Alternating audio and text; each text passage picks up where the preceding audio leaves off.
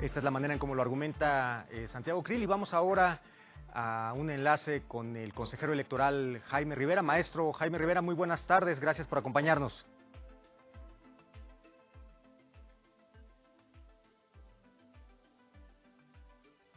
Estamos teniendo un problema de comunicación con el consejero electoral, a quien ya veíamos ahí en pantalla.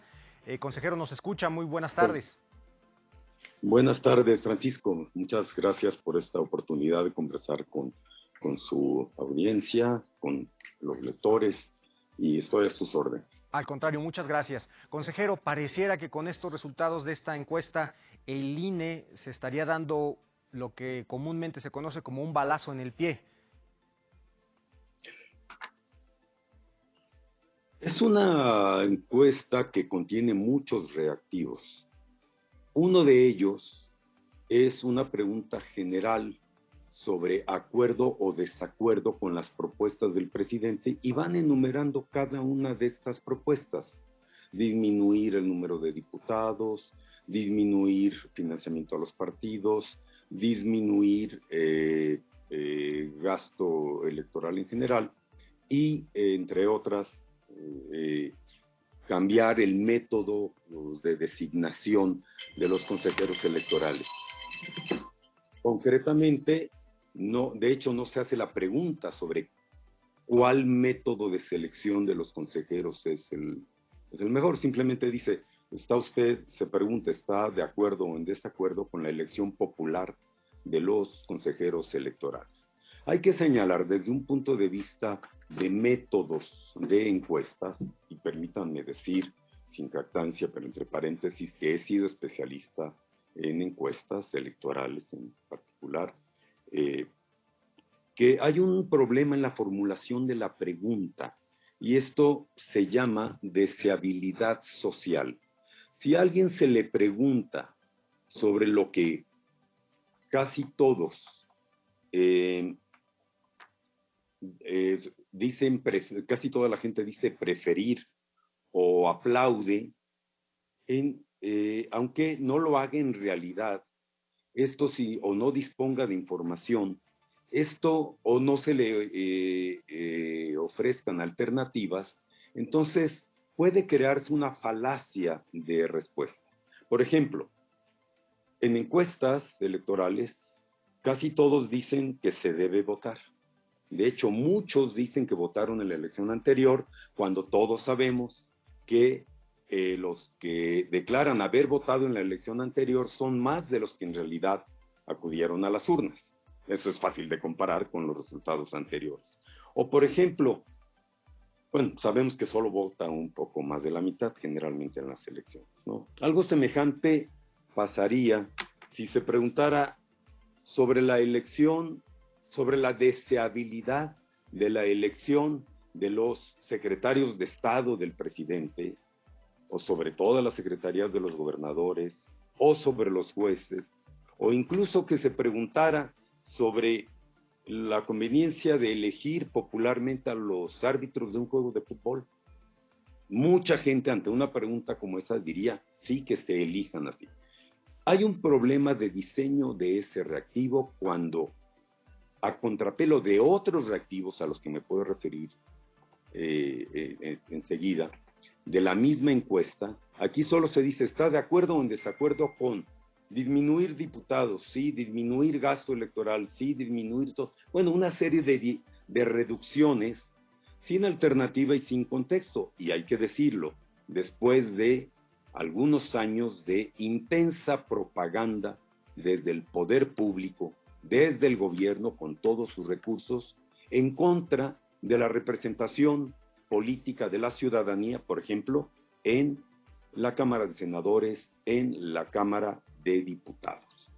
Es también como, por ejemplo, si se pregunta a alguien, ¿usted cree que usted se cepilla los dientes por lo menos 3 veces al día? Casi todo mundo va a decir que sí lo hace, aunque muchos en realidad no lo hagan. Es decir, no se ofrece en esta pregunta información sobre cómo se eligen actualmente a los consejeros electorales, cómo se eligen desde 1996, que se eligen por mayoría calificada de la Cámara de Diputados, sin intervención del Poder Ejecutivo. Y hay que decir que es uno de los cambios más trascendentales para haber creado una autoridad electoral autónoma, confiable, imparcial, que ha demostrado con su trabajo su imparcialidad, por ejemplo, favoreciendo, permitiendo a través de la voluntad popular auténtica la alternancia en el poder, cosa que no ocurría cuando los árbitros electorales, si así se les podría llamar a las comisiones electorales, eran designadas por el gobierno. Y en la propuesta presidencial, cosa que no se especifica en la encuesta y que es un error metodológico, se dice, por ejemplo, que los ciudadanos votarían, entre otras, por propuestas hechas por el presidente, entre otros. El diputado Mario Yergo hace un momento, consejero, hablaba sobre la manera en cómo el INE ha tratado este tema y cómo se ha ocultado un primer levantamiento. Esta encuesta, como ahora es conocido, habla de un segundo levantamiento como encuesta telefónica y él refiere que el primer levantamiento nadie sabe de él, que él hizo una solicitud de información respecto a esta encuesta en particular y no se dio a conocer sino hasta ahora que trascienden los datos. ¿Qué hay al respecto? Me dice usted ahora de este error en la formulación de la pregunta. ¿No hay una serie de errores que, como se lo planteamos también al diputado Mario Yergo, le están dando elementos justamente a la narrativa que ha construido el gobierno federal y en este caso los representantes populares del partido Morena? Un primer levantamiento de este tipo, encuesta telefónica, que son más económicas, más limitadas y, por cierto, con un marco muestral menos controlable, menos confiable que cuando se hacen las encuestas en vivienda. Esa primera encuesta se hizo en abril y obviamente no se hizo ninguna pregunta sobre reforma electoral porque no había tal propuesta. La encuesta telefónica de abril fue sobre todo en torno a la revocación de mandato, que tuvo dos características y se reflejan en la encuesta. Una es que la organización de ese ejercicio de participación ciudadana fue muy eficiente, muy clara y fue ampliamente aprobada. Otra, que durante los meses anteriores el INE estuvo expuesto a un bombardeo de propaganda desde el gobierno y desde el partido oficial, descalificando por no hacer esa consulta popular revocatoria sin dinero. Bueno, básicamente eso. De tal manera que sí, puedo decir, ya en abril se notó una merma, por ejemplo, una merma leve de la confiabilidad del INE, que era muy alta después de las elecciones de 2021, que todo mundo reconoció que fueron elecciones muy bien organizadas, muy eficientes, muy claras, con resultados, por cierto, que favorecieron más al partido oficial, pero, bueno, no les gusta un árbitro autónomo. Ese es el problema de fondo. Y si me permite, Francisco, déjeme decir algo, otra, por lo menos inconsistencia o debilidad de una encuesta como de la que estamos hablando ya sobre esta reforma. En esta encuesta, solamente 27% de los entrevistados declaran tener conocimiento de las propuestas de reforma. ¿Cómo ellos van a juzgar el contenido de las propuestas de reforma que se dan en una batería secuencial, a favor o en contra, si en realidad no tienen noticias de la propuesta de reforma electoral? Por otra parte, algo que ayudaría a matizar es que en una pregunta anterior sobre si se debe reformar o no el sistema, si debe haber o no una reforma electoral, 51% dice que sí, 44% dice que no. Es decir, hay una opinión dividida sobre la necesidad de reforma electoral. Y ante una reforma electoral, cabría preguntarse, ¿cuál es el problema que se quiere resolver? ¿Hay una autoridad que no sea imparcial, que no organice bien las elecciones? Nadie podría decir eso, y menos quienes han ganado la mayor parte de estas elecciones.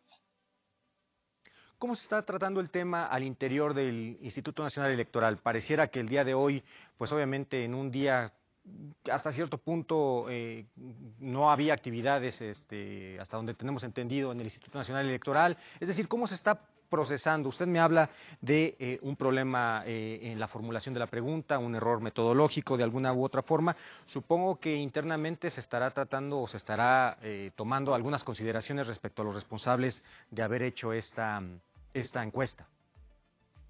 Ha habido intercambios por mensajes de observaciones y preguntas entre consejeros.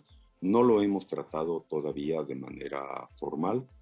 Desde la mañana yo fui requerido por un medio para preguntarme, creo que en parte porque conocen mi conocimiento de encuestas, ¿no? Esto lo vamos a tratar colegiadamente y se van a hacer las aclaraciones pertinentes.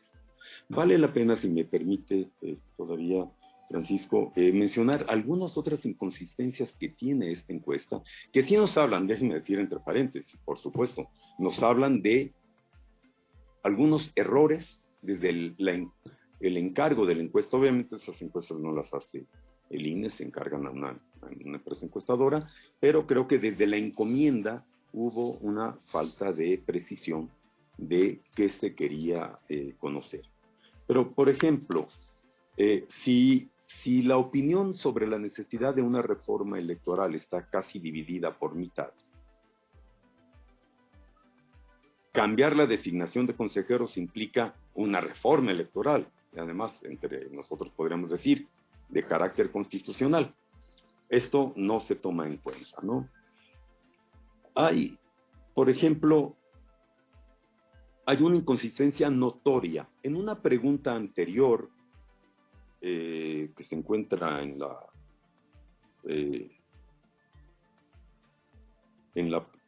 la página 11, se pregunta si se deben reducir recursos al INE y el 85% responde que no. Y posteriormente, dentro de esa batería de preguntas sobre las propuestas del presidente, se pregunta, ¿está de acuerdo o no que se reduzcan los recursos al INE? Sí, 74% dicen no. Entonces, ¿cuál es la respuesta válida? Dependió tanto de la forma de hacer la pregunta como la secuencia de las preguntas. Y quienes hacen encuestas saben también que la secuencia de las preguntas debe llevar tal orden que no induzca las respuestas, o que una pregunta no previa no esté induciendo la respuesta de una pregunta semejante, pero hecha después de hacerle otras preguntas. Hay de verdad algunos problemas. Ahora bien, creo que debemos preguntarnos también sobre la cuestión de fondo. ¿De verdad se considera indebido o falto de equilibrio democrático que una mayoría calificada de integrantes de la Cámara de Diputados designe a los consejeros electorales? Mayoría calificada significa que ninguna fuerza política podría determinar por sí sola la designación de consejeros electorales, que es necesario el consenso, que es necesario el acuerdo interpartidario para que los distintos contendientes estén de acuerdo con los árbitros, o por lo menos sean aceptables para ellos. Lo que se está proponiendo es una elección popular de personas quizás sin formación especializada. 2/3 de estas personas que estarían propuestas y sujetas a votación popular serán designadas por el Ejecutivo o por la mayoría del Poder Legislativo. Eso ya dejaría 2/3. Y bueno, una tercera parte lo propondría la Suprema Corte, sobre lo cual yo no tendría una opinión en contra, pero tampoco creo que sea la especialidad de la Suprema Corte. ¿Qué es lo que realmente se quiere designar? Si son candidatos a consejeros para ser elegidos por voto popular, estos tendrían que hacer campaña electoral. ¿Quién tiene capacidad para movilizar movilizar una campaña electoral a nivel nacional? Los partidos políticos. Y hoy hay que decir, como se vio con motivo de la consulta de revocación de mandato, que el gobierno movilizó desde el Ejecutivo Federal, desde los gobernadores, se les llamó a los gobernadores a movilizar a población para votar en esa consulta revocatoria, que por cierto, solo pidió el presidente que supuestamente se sometería a una revocación. ¿Se quiere realmente que los árbitros electorales sean designados por uno de los contendientes? ¿Se quiere realmente, por ejemplo, que al árbitro de un juego de fútbol lo elijan las porras que van al estadio o las barras que se forman desde antes? ¿Eso es lo que se quiere?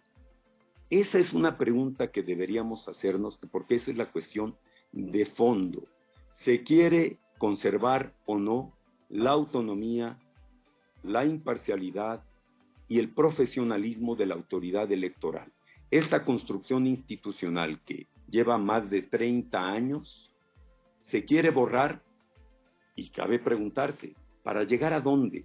¿A la Comisión Federal Electoral de los años 80? ¿A la Comisión Federal Electoral de 1988, cuando por ser un partido el que dominaba por mayoría de votos las propias comisiones, la federal y las comisiones locales y distritales, dominaba por mayoría un solo partido las decisiones de comisión local electoral, comités distritales electorales que contaban los votos y que tenían mayoría de un solo partido? ¿Se quiere llegar a eso? Bueno, eso significaría terminar con la construcción democrática que hemos tenido en los últimos 30 años, 32 años ya, para volver a un pasado que de verdad creo que nadie que se pueda decir demócrata puede desear. Y esa es la cuestión de fondo. Consejero, aprovechando que comenzó a entrar al fondo de esta iniciativa, nos gustaría conocer, y con esto cerramos esta intervención y le agradecemos su tiempo, su opinión respecto a este método también de selección de legisladores. Es decir, algunos advierten una contradicción en el discurso del mandatario federal en el sentido de que habla de la necesidad de eliminar plurinominales. Sin embargo, la propuesta que se hace, al menos en la iniciativa del Ejecutivo, pareciera que todos los legisladores, a partir de una elección vía listas estatales, terminarían siendo una suerte de legisladores de representación o legisladores plurinominales. Quisiera saber si usted tiene una opinión al respecto. Sé que usted, su expertise, y en este caso, pues obviamente, por formar parte de un órgano colegiado como es el INE, está en la defensa del órgano electoral, pero nos gustaría saber si tiene una opinión respecto a este otro asunto que también ha causado polémica y ha sido cuestionado por algunos sectores. La forma en que, como se ha difundido la propuesta contra los plurinominales y la propuesta que en realidad hacen, muestra mucha confusión y me atrevo a decir ignorancia. Para empezar, el nombre preciso de esa forma de elección es de representación proporcional, porque plurinominal significa una pluralidad de nombres, y un diputado no es plurinominal porque generalmente tiene un solo nombre. Pero bueno, diputados de representación proporcional. La forma de representación proporcional hay que decir que es de las más democráticas en el mundo y que la mayoría de las democracias en el mundo tienen sistemas de representación proporcional con variantes en las fórmulas. Los sistemas de mayoría relativa son propios de el Reino Unido y sus extensiones en antiguos dominios como Estados Unidos y otras, ¿no?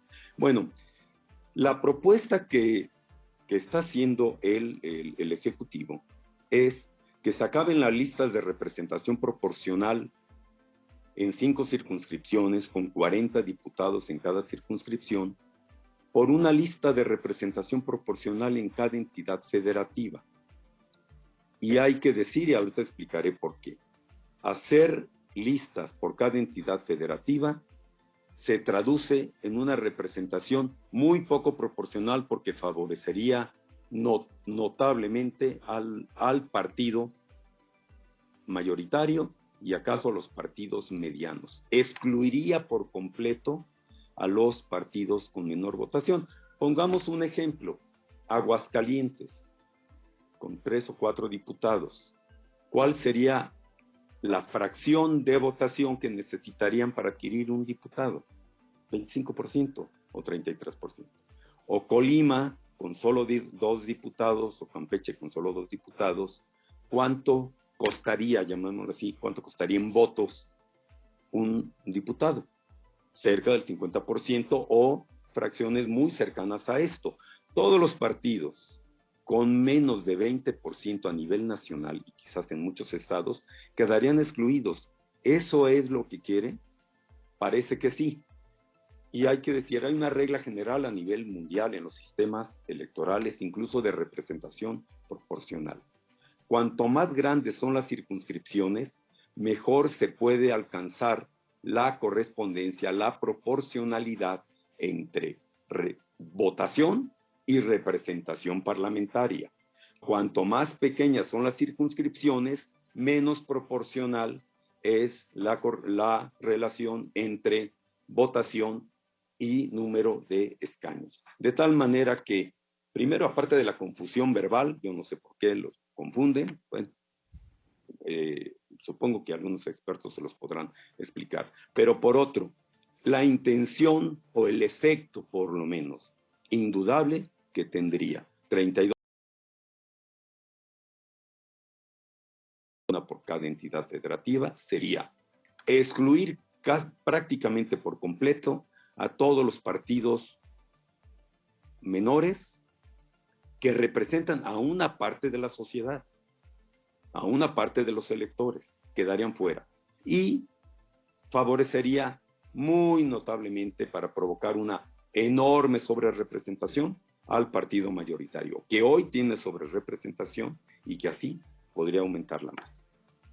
Maestro Jaime Rivera, consejero electoral del Instituto Nacional Electoral, le agradecemos estos minutos. Sin duda que estaremos atentos al devenir de este episodio en particular, esta encuesta, las decisiones que tome el órgano electoral al respecto, desde luego las aclaraciones que en su momento se tengan que hacer, y también agradecerle esta explicación específica sobre un tema en particular y sobre algunos de los elementos de fondo de esta iniciativa. Le agradecemos por su tiempo y seguimos en comunicación.